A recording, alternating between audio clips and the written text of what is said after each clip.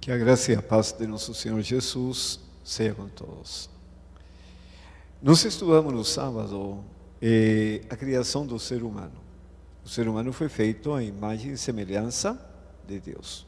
Vimos que ele foi feito do pó da terra e foi feito completo, mas não tinha vida. Mas em seguida o Senhor soprou nas narinas o fôlego de vida e demonstramos que esse fôlego de vida é a palavra de Deus. E o homem passou a ter vida, uma vida semelhante ao do Senhor Jesus. A palavra é santa, justa e boa. Uma vez que o homem recebeu a palavra na mente, então ele saiu para a vida santo, justo e bom. Esse é o milagre da palavra. Bom, nós estudamos ontem que infelizmente Adão e Eva receberam a palavra de Satanás. E ao receber a palavra de Satanás, se misturou com a palavra de Deus e a mente se corrompeu. Ao se corromper, surge o que se conhece como natureza pecaminosa. E aí que o ser humano perdeu a liberdade, perdeu o domínio próprio e passa a ser dominado pelas paixões. Agora, como restaurar o ser humano? É isso que nós vamos estudar nesse momento. A palavra de Deus apresenta isto de vários ângulos de abordagem. Um deles nós temos em João capítulo 6, que fala que devemos comer o pão da vida. Temos que nos alimentar da palavra para termos vida. João 15 faz uma abordagem um pouquinho diferente. Temos que nos unir à videira, participar da ceifa, para ter vida. E o apóstolo Paulo, ele faz uma outra abordagem, mas todos chegam no mesmo ponto. Ser livres, conceder-nos a liberdade. Por isso diz o Senhor Jesus: conhecereis a verdade e a verdade vos libertará. E qual a abordagem que faz o apóstolo Paulo? A salvação pela graça. Nós vamos estudar agora o crescimento na graça. Como o Senhor nos salva do pecado e nos restaura a mente à semelhança de Cristo. Vamos iniciar nosso estudo com Apocalipse capítulo 3. Apocalipse capítulo 3. No versículo 15, o Senhor revela a condição da igreja. Diz o Senhor: conheço as tuas obras, que nem és frio nem quente. Quem dera fosses frio ou quente. Assim, porque és morno, e não és quente nem frio, estou a ponto de vomitar-te da minha boca. A pessoa que é quente está ao abrigo do Senhor Jesus Cristo. A pessoa que é fria sente a necessidade desse abrigo. O problema quando a pessoa é morna, não está ao abrigo do Senhor, nem sente a necessidade desse abrigo. Aí não tem como ajudá-la o Espírito Santo. E como se caracteriza essa condição de mornidão? Verso 17. Pois dizes: estou rico e abastado e não preciso de coisa alguma. E nem sabes que tu és infeliz, sim, miserável, pobre, cego e nu. A pessoa não sabe a sua pobreza, miséria, cegueira e nudez, da sua infelicidade. Não percebe isso. Mas o Senhor lhe dá um conselho para sair dessa condição. No verso 18 ele diz: aconselho-te que de mim compres ouro refinado pelo fogo, para te enriqueceres. E esse ouro é o amor do Senhor Jesus Cristo e a fé do Senhor Jesus, que precisamos adquirir. E em seguida o aconselha a adquirir vestiduras brancas para te vestires, a fim de que não seja manifesta a vergonha da tua nudez, que é o caráter do Senhor Jesus. Agora, como adquirir esse caráter? Porque o caráter do Senhor Jesus, quais eram as características desse caráter? Ele era obediente ou desobediente? Obediente, não é verdade? Ele tinha um espírito de abnegação, de renúncia, de sacrifício. Era benevolente, paciente, compassivo, misericordioso, amoroso. Bom, é isso que nós temos que adquirir. Como adquirir? Aí que o apóstolo Paulo apresenta isso de uma maneira assim maravilhosamente clara. Mas para entender essa questão, vamos ao livro de Mateus, capítulo 1, que nos explica por que e para que veio o Senhor Jesus a esta terra. Mateus capítulo 1. Aqui relata que o anjo Gabriel veio anunciar o nascimento do Messias. E primeiro comunicou o nascimento do Messias à Virgem Maria, em seguida a José. E no versículo 21, falando com José, o Senhor lhe diz assim: ela dará à luz um filho, e lhe porás o nome de Jesus, porque ele salvará o seu povo dos pecados deles. Por que era necessário colocar o nome Jesus? Por quê? Porque salvaria o seu povo dos pecados deles. Jesus significa salvador do pecado. Agora, como nos salva do pecado? Aí que o apóstolo Paulo apresenta o único meio para isso acontecer. Nós vamos estudar 3 textos bíblicos que unidos explicam muito bem. O primeiro deles está em Efésios. Efésios capítulo 2. Efésios capítulo 2. No versículo 1 em diante. O título que tem na minha Bíblia é bem sugestivo. Ele diz assim: do pecado para a salvação, pela graça. Do pecado, quer dizer, está em um estado, numa condição, para outra condição, salvação. Para passar de um estado para o outro, ele diz que pela graça. Então, do pecado para a salvação, pela graça. Sai de um estado e passa para o outro. E vejam o que diz no versículo 1. Observem os verbos.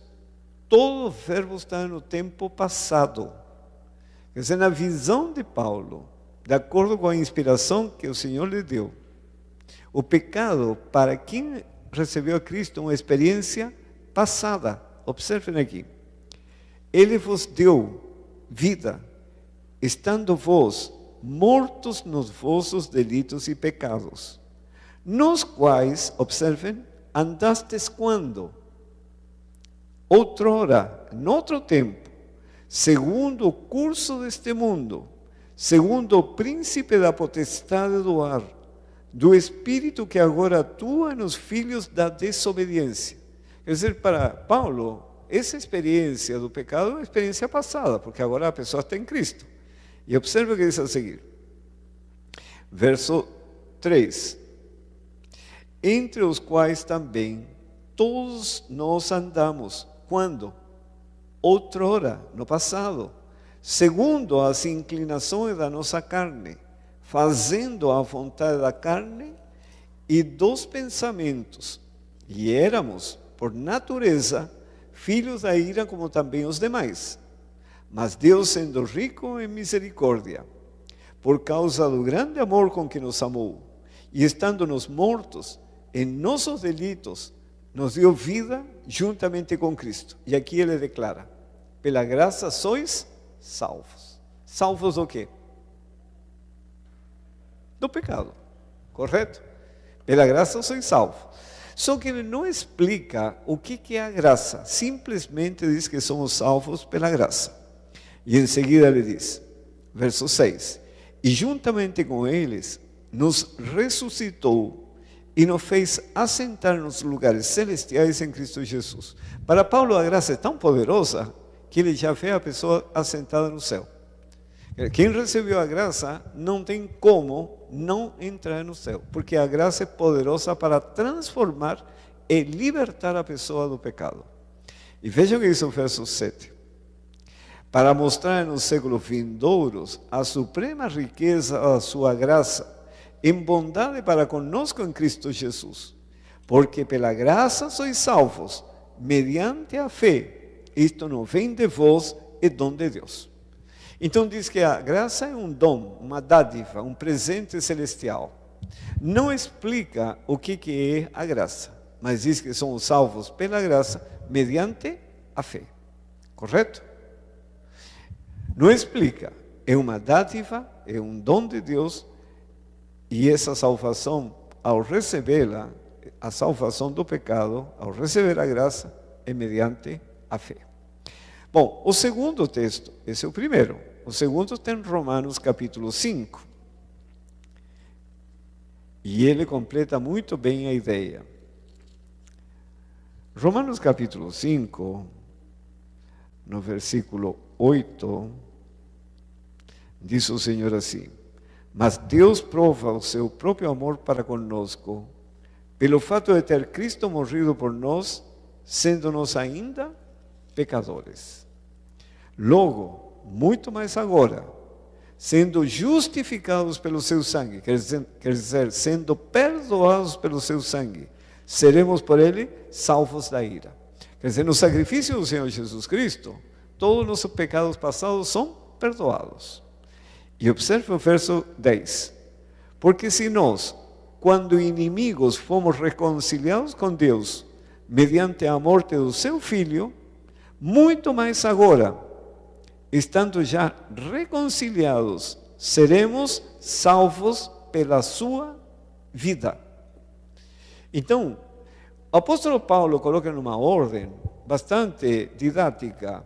No sacrifício do Senhor Jesus, na cruz do Calvário, todos os nossos pecados passados são perdoados.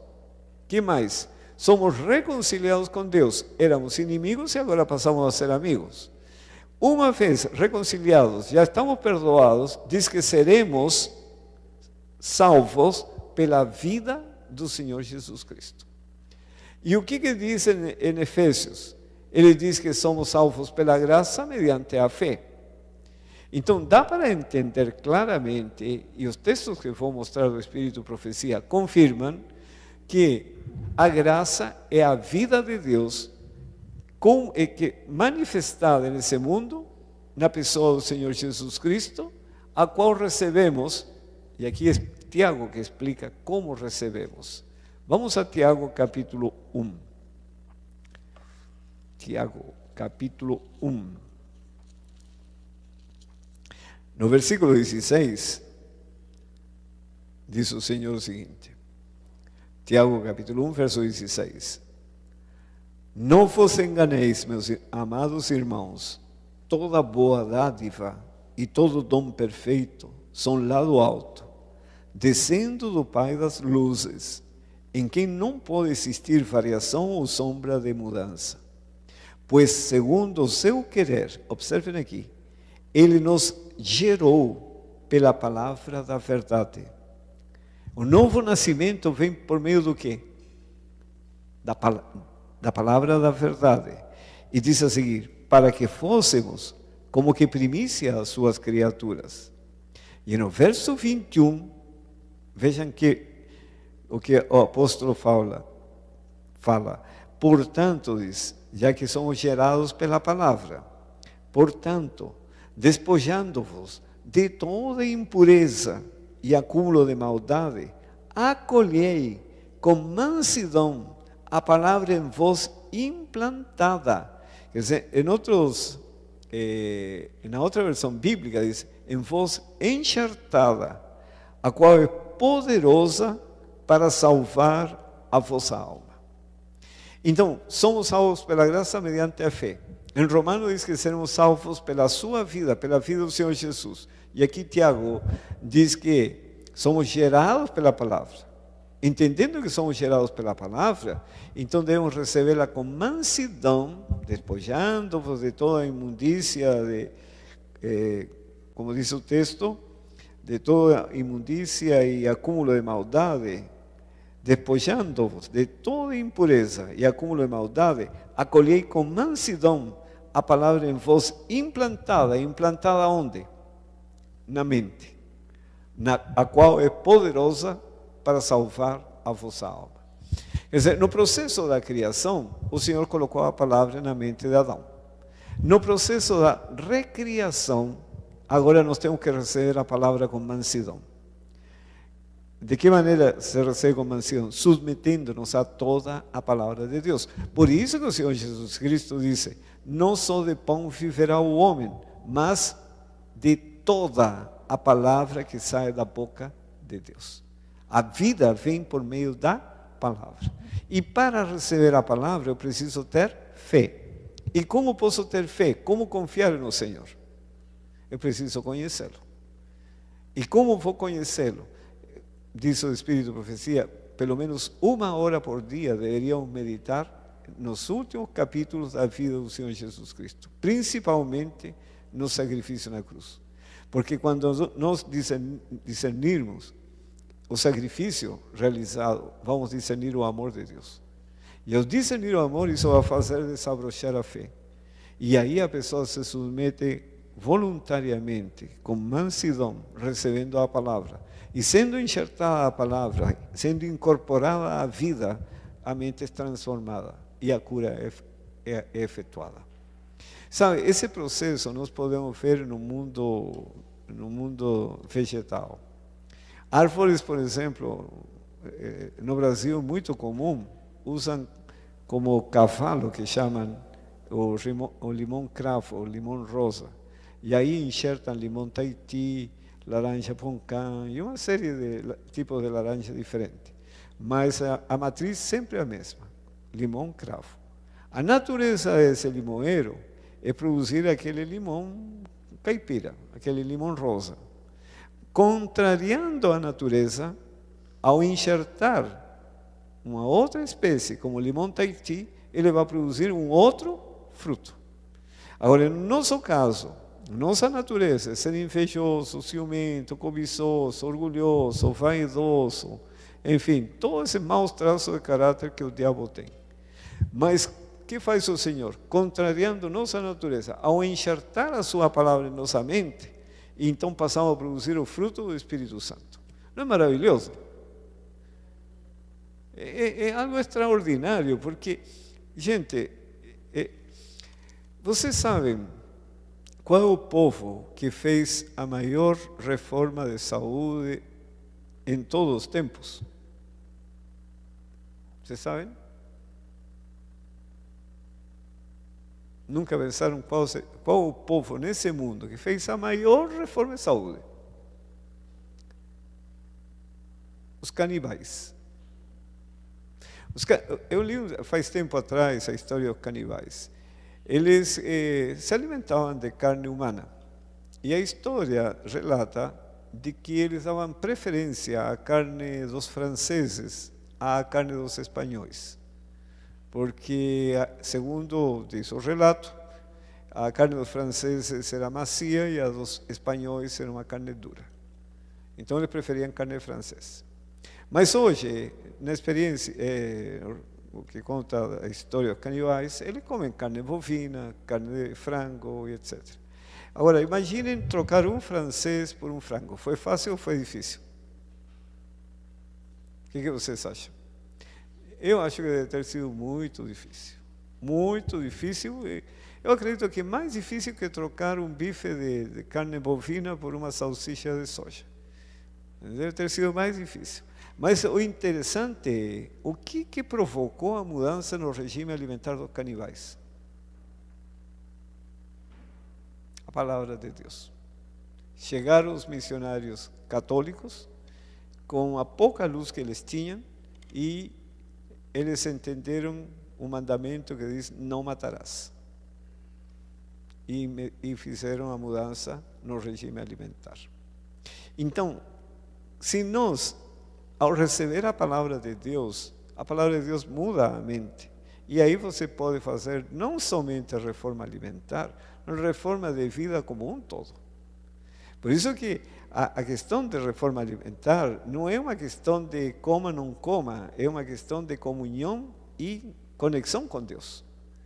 Quando eu recebo a palavra, recebo a graça de Deus, a vida de Cristo, a mudança acontece.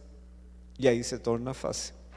Por isso que Tiago diz que devemos despojar-nos de toda impureza e acúmulo de maldade e acolher com mansidão a palavra em vós implantada, a qual é poderosa para salvar a vossa alma. Mas para ser implantada, eu preciso obedecê-la. E para obedecê-la, eu preciso ter fé. E para ter fé, eu preciso discernir o sacrifício de Cristo. Se não me voltar para a cruz do Calvário, é muito difícil entender que precisamos mudar, seja hábitos alimentares, seja hábito de qualquer tipo. Bom, este processo de implantação da palavra não é instantâneo, dura a vida toda. E é o que fala Mateus, capítulo 24. Mateus 24, no versículo 12, diz o Senhor o seguinte: e por se multiplicar a iniquidade, o amor se esfriará de quantos? De quase todos. Aquele, porém, que perseverar até o fim, esse será salvo. Perseverar no quê? No amor. Porque aqui está falando, e por se multiplicar a iniquidade, o amor se esfriará de quase todos. Aquele, porém, que perseverar no amor, até o fim, esse será salvo. E o que significa perseverar no amor? O Senhor Jesus disse: se me amais, guardareis os meus mandamentos. Então, perseverar no amor a Deus significa perseverar na obediência à palavra de Deus até quando? Até o fim. Porque na obediência à palavra de Deus, a palavra está sendo enxertada. E essa obediência tem que ser uma obediência voluntária, fazer o que é reto porque é reto, independentemente dos benefícios que possa obter com isso. Então, esse processo dura a vida toda. No livro de Tito, no capítulo 2, nos fala da função da graça. Como age a graça em nosso favor? Tito, capítulo 2, no versículo 11, veja o que diz o Senhor. 2:11. Porquanto a graça de Deus se manifestou salvadora a todos os homens. E aqui está falando da pessoa do Senhor Jesus Cristo. Né? Porquanto a graça de Deus se manifestou salvadora a todos os homens, educando-nos. Essa é a função da graça. Educando-nos para que, renegadas a impiedade e as paixões mundanas, vivamos no presente século. De que maneira? Sensata, quer dizer, inteligentemente, justa e piedosamente, aguardando a bendita esperança e a manifestação da glória do nosso grande Deus e Salvador, Cristo Jesus, o qual a si mesmo se deu por nós, observem, a fim de remir-nos de toda iniquidade e purificar para si mesmo um povo exclusivamente seu, zeloso de boas obras. Então a função da graça qual é? Educar-nos. Quem é professor, pelo menos quem tem criança, tem acompanhado a educação das crianças, é bem fácil entender. Quando a criança entra na escola, a escola começa a transformá-lo. Mas como a transforma? Agregando conhecimento. E à medida que vai passando de ano a ano, a criança vai crescendo em conhecimento e está sendo transformada. Da mesma maneira conosco. A palavra de Deus nos vai agregando conhecimento. A luz sobre luz. E essa luz nos vai transformando na medida que recebermos a luz e a incorporarmos na nossa vida. Por isso que o apóstolo Pedro, em 2 Pedro, que é o tema do estudo da lição da escola sabatina desta semana, nos diz o seguinte, 2 Pedro capítulo 1, versículo 2. Graça e paz vos sejam multiplicadas. Quer dizer, a graça e a paz têm que crescer.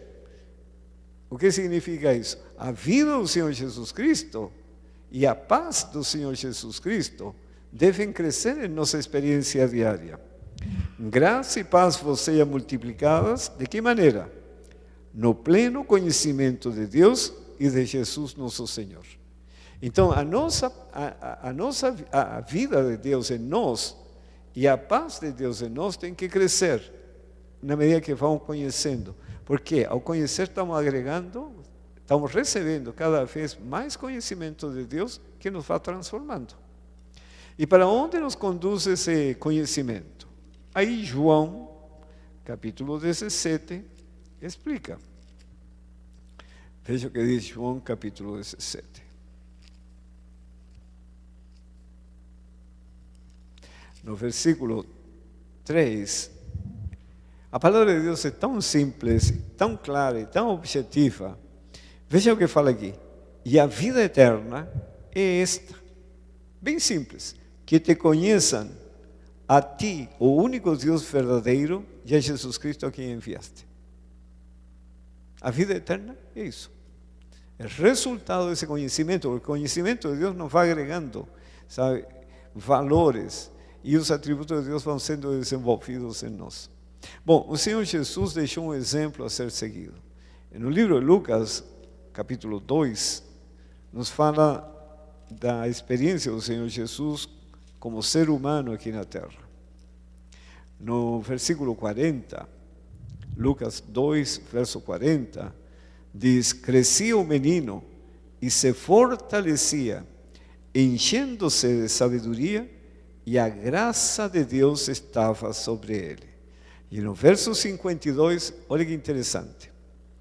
E crescia Jesus em sabedoria, estatura e graça diante de Deus e dos homens. Então Jesus Cristo, no seu desenvolvimento humano, foi crescendo na vida de Deus. E nos deixou o exemplo. Qual foi o resultado na vida do Senhor Jesus? Capítulo 4, verso 15. No verso 14. Então Jesus, no poder do Espírito, regressou para a Galileia, e a sua fama correu por toda a circunvizinhança, e ensinava nas sinagogas, sendo glorificado por todos. E observe o verso 22.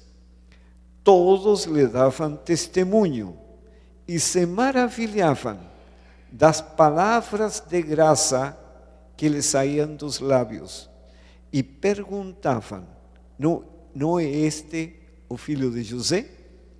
Por que saíam palavras de graça dos lábios do Senhor Jesus Cristo?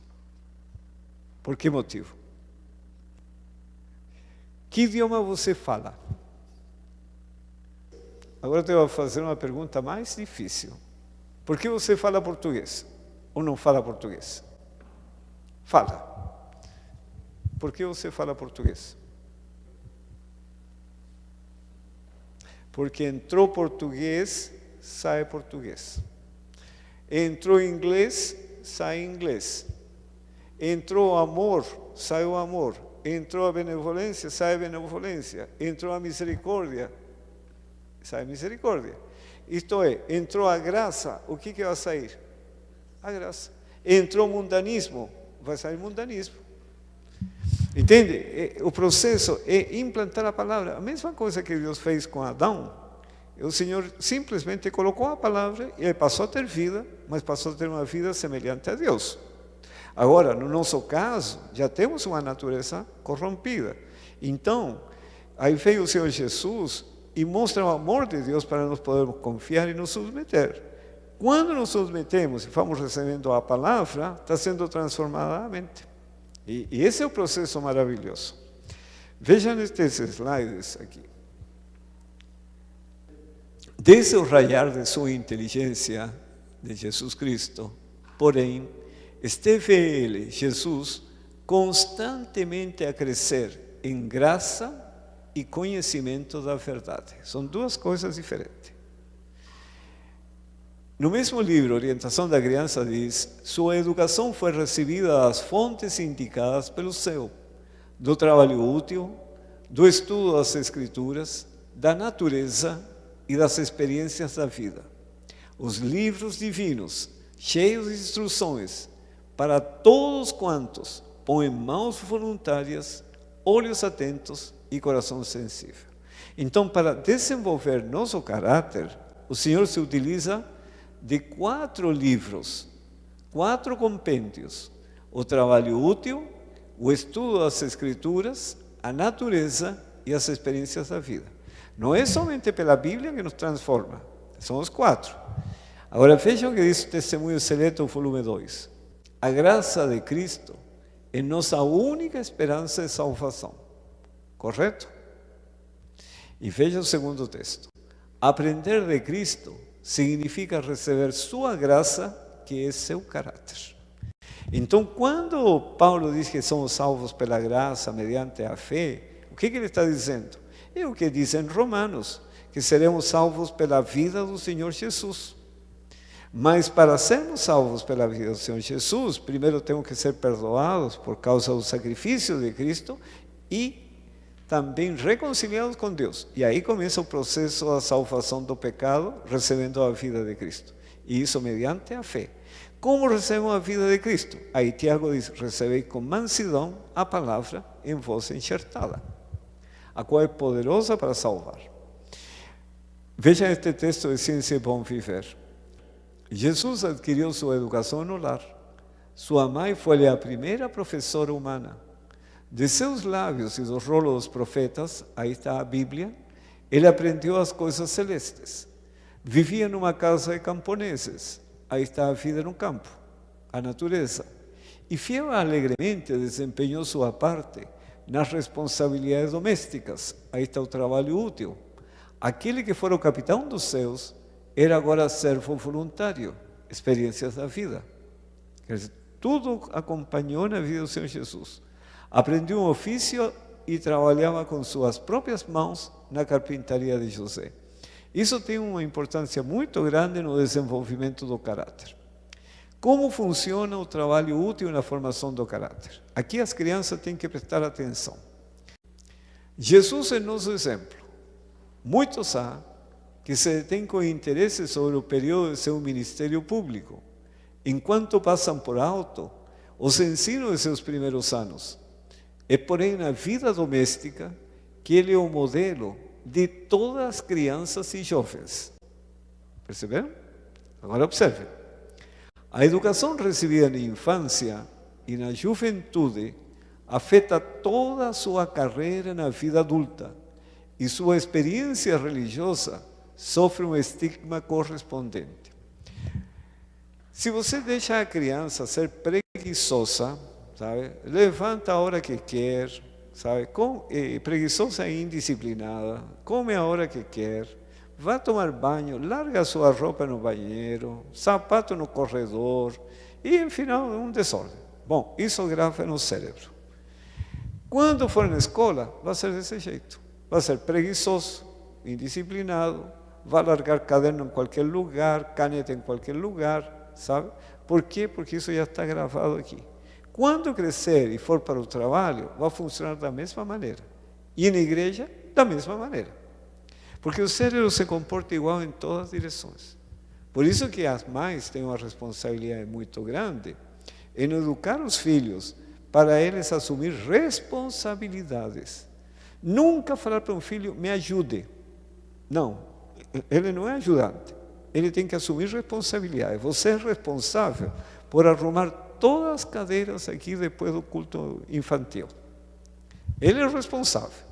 Você é o responsável de dar comida aos cachorros. Se os cachorros ficaram sem comer, passaram fome, etc., ele é o responsável. Entende? E aí tem o correspondente punição por não cumprir a responsabilidade, até ele aprender. Então, assim a criança vai crescendo, porque na Bíblia está escrito: aquele que perseverar até o fim, esse será salvo, não está escrito? Mas para o ser humano perseverar, precisa a perseverança ser colocada primeiro no cérebro. E como você coloca? Através do trabalho. O trabalho que ensina a perseverar, ensina a constância, a responsabilidade, a pontualidade, e com esse espírito entra na vida em uma boa condição. Por isso diz o Senhor aqui, observe sobre a vida do Senhor Jesus. Através de sua existência terrestre, Jesus foi um ativo e constante trabalhador. Esperava muito resultado, muito empreendia, portanto. Depois de iniciar o ministério, disse: convém que eu faça as obras daquele que me enviou enquanto é dia. A noite vem quando ninguém pode trabalhar. Então, por que ele entrou com esse espírito? Porque na carpintaria ele aprendeu a trabalhar. Então, quando entrou no ministério evangélico, ele entrou com o mesmo espírito. Não é hora de descansar, vamos trabalhar. E diz a seguir: Jesus nos esquivava cuidados e responsabilidades, como fazem muitos que professam ser seus seguidores.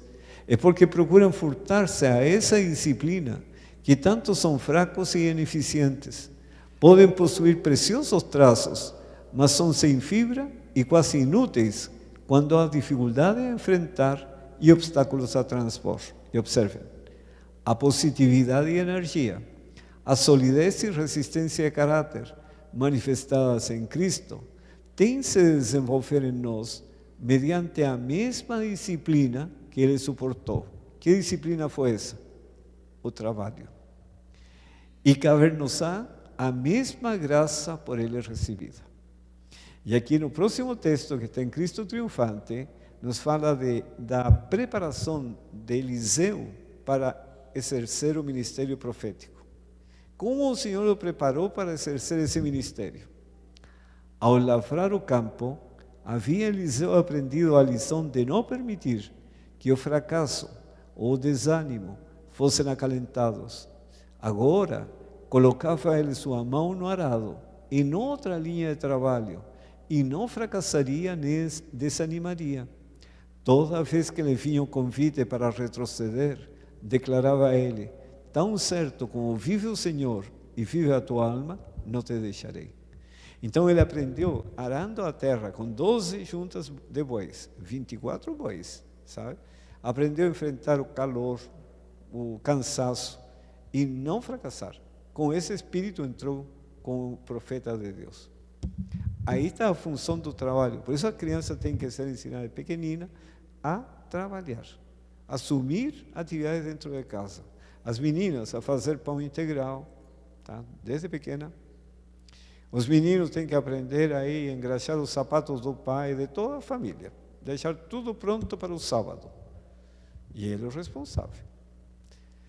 Agora, como funcionam as experiências da vida na formação do caráter? Dia a dia instrui Deus a seus filhos, pelas circunstâncias da vida diária. Prepara-os para a parte que tem de desempenhar naquele mais vasto cenário que sua providência lhes designou. É o resultado de sua diária prova que determina a vitória ou derrota deles na grande crise da vida. Então, tudo o que vai acontecendo, perdeu o emprego, roubaram o carro, sabe? Estava descendo a escada e tropeçou, caiu e rolou pela escada. Tudo isso o Senhor vai utilizando, vai acontecendo, a vida do ser humano é sempre uma confusão, então vai acontecendo, o Senhor vai utilizando isso para formar-lhe o caráter para tempos mais difíceis. E aqui nos fala a experiência de Pedro. Jesus lia o caráter dos discípulos, sabia quão dolorosamente seria provada a sua fé. Nesse incidente no mar, desejava mostrar a Pedro sua própria fraqueza. Em meio às tempestades da tentação, só podia andar em segurança quando, desconfiando inteiramente de si mesmo, descansasse no Salvador. E enquanto não discernisse sua fraqueza, não poderia compreender quanto necessitava de confiar em Cristo. Houvesse aprendido a lição que Jesus lhe buscou ensinar naquele incidente no lago, e não teria fracassado quando a grande prova lhe sobreveio. Então, tudo o que vai acontecendo, sabe, Deus vai utilizando para nos fortalecer para os dias vindouros. Por isso que Romanos 8:28, o apóstolo Paulo escreveu: sabemos que todas as coisas cooperam para o bem daqueles que amam a Deus, daqueles que são chamados segundo o seu propósito. Por isso diz também: em tudo dai graças a Deus. Bom, como funciona a natureza na formação do caráter? Fonte infalível de instrução. Depois da Bíblia, deve a natureza ser o nosso grande convênio. O que nós vamos aprender na natureza? Se fielmente estudarmos o livro da natureza, encontraremos nele uma reserva abundante para a contemplação do amor e poder infinitos de Deus. Quando você vê as árvores carregadas de frutos, as flores que são tão lindas, sabe? Você diz, Deus é muito amoroso. Deus é muito generoso, é muito misericordioso. Eu vejo lá, no Brasil está faltando bastante água. Eu vejo a seca e, apesar de tudo, dá frutos. Então você diz, Deus é muito bom. Isso vai gravando na mente. Quando você vê a imensidão desse céu, as coisas bonitas desse mundo, você diz, Deus realmente é poderoso, porque para fazer tudo isso, lidar com uma igreja que é complicado, uma congregação pequena, imaginem lidar com 20 milhões de adventistas no mundo inteiro, que pensam de forma diferente, tem culturas diferentes, hábitos diferentes, e o Senhor vai guiando esse povo. E não somente 20 milhões, e todos os habitantes que são objeto do amor de Deus. Deus é muito poderoso. Isso vai gravando na mente. Quando o mundo estiver caindo em pedaços, você se vai lembrar disso que já está gravado. Deus é amoroso e Deus é poderoso para me guardar. Agora, diz o Senhor, desde os primeiros clarões da inteligência, da experiência do Senhor Jesus, foi sempre crescendo em graça espiritual e no conhecimento da verdade. Toda criança pode adquirir conhecimento como Jesus o adquiriu. Como adquiriu? Observem aqui em eventos finais. Ricas bênçãos no ambiente natural. Sair das cidades. Não considereis uma grande privação ter de ir para as colinas e montanhas, mas buscai esse retiro, onde podereis estar sozinhos com Deus, para aprender sua vontade e seu caminho. Cristo está à porta. Por este motivo é que digo, não considereis uma privação serdes convidados a abandonar as cidades e mudar-vos para as zonas rurais. Aí ricas bênçãos aguardam aos que delas se quiserem apoderar. E observem por quê. Contemplando as cenas da natureza, as obras do Criador, estudando as obras das mãos de Deus, imperceptivelmente sereis transformados à mesma imagem. Por exemplo, aqui na cidade, você sabe, chega nesse cruzamento, o carro cruza da esquerda para a direita, outro cruza para lá. Essa agitação vai gravando no cérebro. E como fica no seu cérebro? Agitado. No campo, tudo calmo. Essa calma vai gravando no cérebro.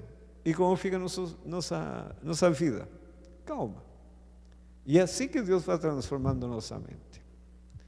Bom, a santidade, ou seja, a semelhança com Deus, é o alvo a ser atingido. E como se alcança esse alvo? Pela contemplação nos transformamos. Essa é uma lei. Se você contemplou bem, você vai ser bom. Se você contemplou mal, você vai ser mal. Não tem como. Por que a criançada hoje está tão violenta? Por quê? Porque na internet, nos vídeos, esses jogos aí, videogame, eles estão vendo constantemente violência, violência, violência, o cérebro fica violento. Eu estava observando ontem, saímos a caminhar com o irmão Marlos, e tem um parque de diversões aqui próximo, né? E entramos lá. Todos os brinquedos são para levar a pessoa a um estímulo bem alto, uma estimulação bem alta. Sobe lá em cima e desce rápido. Aquele outro gira e vão virando para todos os lados. Imaginem quanta adrenalina. E eu vi um pai que subiu com duas crianças pequeninas. Ele sentado no meio, uma em cada lado. Quer dizer, essa criança, nessa idade, já estão recebendo estímulos fortes. E vocês sabem que estímulo pede estímulo mais forte. E estímulo mais forte ainda. E assim a pessoa chega às drogas. Essa criança crescendo, que estímulo vai satisfazê-lo no futuro? Então os pais não sabem o que estão semeando. Porque se a pessoa começa com chocolate, depois do chocolate vai para um estimulante mais forte, vai para a nicotina, álcool, e acaba na maconha e finalmente o crack. E hoje em Cracolândia, em São Paulo, não sei se vocês sabem, já o crack não é suficiente. O que estão fazendo garoto e garota? Fazendo cortes nas pernas com gilete. Porque a dor são estímulos muito mais fortes. Porque estímulo chama estímulo maior. Então, nós somos transformados pela contemplação. Por isso que o Senhor nos pede sair fora das cidades. Bom, todo ser humano nasce com esta natureza carnal, que tem um mais, tem menos, outro tem mais, tem menos, de prostituição, impureza, lascívia, idolatria, feitiçarias, inimizades, porfias, ciúmes, iras, discórdias, dissensões, facções, invejas, bebedices e glutonarias. E o Senhor é bem claro: não herdarão o reino de Deus o que tais coisas praticam. Então, toda a obra que realiza o Espírito Santo é formar esta natureza em nosso cérebro, natureza espiritual, que se caracteriza pelo amor, alegria, paz, longanimidade, benignidade, bondade, fidelidade, mansidão, domínio próprio. E diz o Senhor: contra estas coisas não há lei que condene o ser humano. Não significa que a natureza carnal vai ser transformada em natureza espiritual. Não. Esta já está gravada no cérebro. O Senhor constrói essa nova natureza que é poderosa para subjugar a anterior, enquanto estiver conectado com Cristo. Na medida que a pessoa se separa de Cristo, a natureza carnal assume. E o apóstolo Paulo escreveu que somos transformados de glória em glória, quer dizer, de caráter em caráter, na sua própria imagem. Como se processa isso? O Senhor Jesus Cristo se apresenta em sua palavra como eu sou. Amor, espírito, justiça, verdade, vida, paz, luz, etc. Isso significa que a natureza do Senhor é amorosa, espiritual, justa, verdadeira, vivificante, pacífica, luminosa. E observem agora. Aqui está a mente de Cristo, a mente dos profetas. Eles receberam pensamentos e ideias por meio da inspiração. E então escreveram a palavra de Deus. A mente de Cristo tem esta natureza. Ela é justa, vivificante, espiritual, amorosa, pacífica, verdadeira e luminosa. Os pensamentos que foram por meio da inspiração para a mente dos profetas têm a mesma natureza. E quando estes transformaram esses pensamentos em palavras, a palavra de Deus manteve a natureza da mente de Cristo. Correto? Aí o Espírito Santo desperta a mente humana o interesse pela palavra de Deus, a convence do pecado, da justiça e do juízo, a conduz ao arrependimento e aceitação da palavra, e quando aceita, o Espírito Santo lhe dá um poder sobrenatural e a pessoa pratica. Ao praticar, a justiça de Cristo comunicada por meio da palavra para a mente humana. A vida, o espírito, o amor, a paz, a verdade e a luz são comunicados para a mente humana. E aí que surge o fruto do Espírito. Assim que nos salva do pecado. Não é maravilhoso? Agora observe. Pedro apresentou isso como uma escada. A fé, devemos acrescentar virtude, a virtude conhecimento, o conhecimento domínio próprio, o domínio próprio perseverança, a perseverança piedade, a piedade fraternidade e este é o amor do Pai. Quer dizer, esse é o desenvolvimento normal para todo cristão. Quer dizer, todos temos que crescer nessa direção. E assim chegamos ao amor do Pai.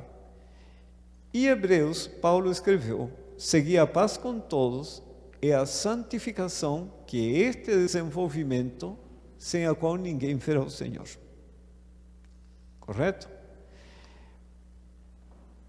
Moisés deixou registrado as palavras do Senhor: e sereis santos porque eu sou santo. ande conmigo. Andando un camino del Señor Jesús, nos vamos a ir practicando la palabra de Dios. Cuando nos seguimos esa trayectoria, los mandamientos de Dios son grabados en nuestra mente y a guarda dos mandamentos se tornan naturais, espontâneos. E em termos familiares, Jesus Cristo centro, um casal, os dois separados de Cristo. Este está aqui, o outro está aqui. Como ficam entre eles? Separados. E aí o dedo acusador. Quando o mesmo casal, um se une a Cristo, fica junto a Cristo, o outro separado de Cristo, continuam separados entre eles, mas pelo menos um já se tornou tolerante, perdoador, o outro continua acusando. O relacionamento melhorou. Mas quando os dois se unem a Cristo, os dois ficam juntos. E aí as mãos se tornam amigas. É assim que a igreja pode estar unida, a família unida, e todos sermos abençoados. Bom, nós vamos terminar com esses textos. Tentem lembrar ou anotar a página. Observem o que significa ter a palavra na mente. A energia criadora que trouxe à existência os mundos está na palavra de Deus. Essa palavra comunica poder e gera vida. Observem só. Cada ordenança é uma promessa, aceita voluntariamente, recebida na alma, traz consigo a vida do ser infinito. Transforma a natureza, restaurando a imagem de Deus. A vida assim comunicada é de maneira idêntica mantida. De toda a palavra que sai da boca de Deus, viverá o homem. Impressionante o texto. Observe esse segundo. O mesmo se dá quanto a todas as promessas da palavra de Deus. É por intermédio dessas promessas que Cristo nos comunica a sua graça e poder. Recebidas, assimiladas, elas serão a fortaleza do caráter, a inspiração e o sustentáculo da vida, o que sustém a vida. Nenhuma outra coisa pode possuir tal poder restaurador. Nada além delas pode comunicar o ânimo e a fé que dá energia vital a todo o ser. Esse é o poder da palavra. E este texto que termina no próximo slide, que é o último, a palavra de Deus é a semente. Toda semente tem em si um princípio germinativo. Nesse princípio, está contida a vida da planta. Do mesmo modo, a vida na palavra de Deus. Cristo diz: as palavras que eu vos disse são espírito e vida. Em cada mandamento, em cada promessa da palavra de Deus, está o poder pelo qual o mandamento pode ser cumprido e realizada a promessa. Aquele que pela fé aceita a palavra, observem, recebe a própria vida e o caráter de Deus. E assim que nos salva do pecado. E por último, a Bíblia toda é uma revelação da glória de Deus em Cristo. Recebida, crida e obedecida, ele é o grande estímulo, a constrangedora força que vivifica as faculdades físicas, mentais e espirituais, dando a existência a devida orientação. Aí eu pergunto, quem pode morrer recebendo a palavra? Por isso que Paulo diz que nos vê assentado lá no céu. Não tem como morrer. O que máximo que pode acontecer é você descansar, dormir, até o dia da vinda do Senhor Jesus Cristo. Mas morrer não morre mais. A palavra de Deus está aqui e ninguém... Por que os mártires eram queimados e morriam? Porque a vida de Cristo estava aqui. Ninguém tirava a vida de Cristo. Ninguém tirava o amor de Deus, porque conheciam a Deus. E essa é a salvação do pecado. Irmãos, se nós seguirmos esse caminho, reforma de saúde, reforma de relacionamento, tudo acontece como um fruto. Não é como um meio para chegar lá. Sabe, que eu vou fazer a reforma e vou alcançar a santidade. Não vai. Nem a reforma, nem a santidade. O que eu preciso é receber a palavra, e a palavra faz o milagre. Senhor nos abençoe, nós vamos cantar para nos despedir o hino 34, para louvar e adorar o nosso Deus.